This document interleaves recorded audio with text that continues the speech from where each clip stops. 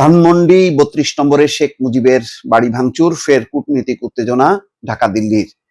দর্শক, এটি ভারতীয় সংবাদ মাধ্যম টাইমস অফ ইন্ডিয়া এই প্রতিবেদনটি করেছে। তারা বলেছে যে দুই দেশ পাল্টাপাল্টি কূটনীতিক তলব করেছে। কূটনীতিক তলবের অর্থ হলো যে যখন নাকি সম্পর্ক অম্ল মধুর বা নিম্নগামী হয় তখন এই তলবের ঘটনা ঘটে। বাংলাদেশ প্রথমে ভারতের ডেপুটি হাইকমিশনারকে ডেকেছে, তার বিপরীতে ভারতও ডেকেছে।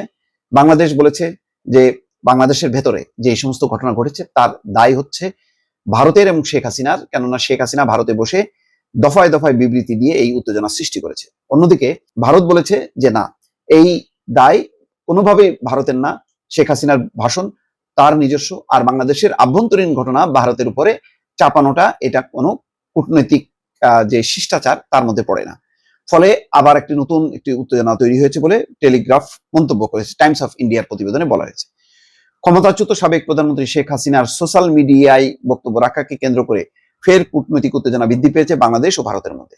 হাসিনার বক্তব্যকে বানোয়াট ও উস্কানিমূলক অভিহিত করে আনুষ্ঠানিক প্রতিবাদ জানিয়ে ভারতের ভারপ্রাপ্ত হাইকমিশনারকে তলব করেছে বাংলাদেশ। শুক্রবার ভারতীয় সংবাদ মাধ্যম টাইমস অফ ইন্ডিয়ার এক প্রতিবেদনে বলা হচ্ছে, ভারতে অবস্থানরত বাংলাদেশের সাবেক প্রধানমন্ত্রী ও মানবতা বিরোধী অপরাধে ওয়ারেন্টভুক্ত আসামি শেখ হাসিনা যেন বক্তব্য না দেন, সেজন্য ঢাকার ভারতীয় ভারপ্রাপ্ত হাইকমিশনার পবন বাতেকে তলব করে প্রতিবাদ নোট দেওয়ার পাশাপাশি আনুষ্ঠানিক প্রতিবাদ জানিয়েছে বাংলাদেশ। এতে করে ঢাকা ও দিল্লির মধ্যে কূটনৈতিক উত্তেজনা আবারও বেড়েছে। প্রতিবেদনে আরো বলা হচ্ছে, ছাত্র জনতার ব্যাপক আন্দোলন এবং গণবিপ্লবের মুখে গত বছর 5ই আগস্ট প্রধানমন্ত্রীর পদ থেকে পদত্যাগ করে দেশ ছেড়ে ভারতে পালাতে বাধ্য হন শেখ হাসিনা। সম্প্রতি ফেসবুক লাইভে তিনি বক্তব্য দেন, আর এটিকে কেন্দ্র করে ঢাকার ধানমন্ডির 32 নম্বরে শেখ মুজিবের বাড়িতে হামলা, ভাঙচুর, অগ্নিসংযোগ করেন বিক্ষুব্ধ ছাত্র জনতা। ভারতীয় ভারপ্রাপ্ত হাইকমিশনের কাছে দেয়া প্রতিবাদ নোটে বাংলাদেশের পররাষ্ট্র মন্ত্রণালয় গভীর উদ্বেগ, হতাশা এবং গুরুতর আপত্তি প্রকাশ করেছে।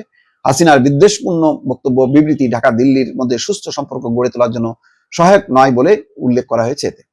এছাড়া ভারতে থাকাকালীন সামাজিক যোগাযোগ মাধ্যম এবং অন্যান্য যোগাযোগ চ্যানেলে মাধ্যমে হাসিনাকে মিথ্যা উস্কানিমূলক বক্তব্য দেয়া থেকে বিরত রাখা, পারস্পরিক শ্রদ্ধা ও বোঝাপড়ার মনোভাব নিয়ে অবিলম্বে এবং যথাযথ পদক্ষেপ নেওয়ার জন্য ভারতকে আহ্বান জানিয়েছে বাংলাদেশের পররাষ্ট্র মন্ত্রণালয়। এই ঘটনাটা ভারত যে যথাযথভাবে গ্রহণ করেনি তার প্রমাণ হচ্ছে যে আজকে বাংলাদেশের ভারপ্রাপ্ত হাইকমিশনারকে ডেকে নিয়ে তারা পাল্টা প্রতিবাদ করেছে এবং বলেছে যে শেখ হাসিনার বক্তব্য তার নিজস্ব ভাষণ, এটি ভারতের কোনো বক্তব্য নয় এবং বাংলাদেশের আভ্যন্তরীণ ঘটনা, এটা বাংলাদেশের সাথে জড়িত, ভারতের সাথে এটা কোনোভাবে সম্পৃক্ত না।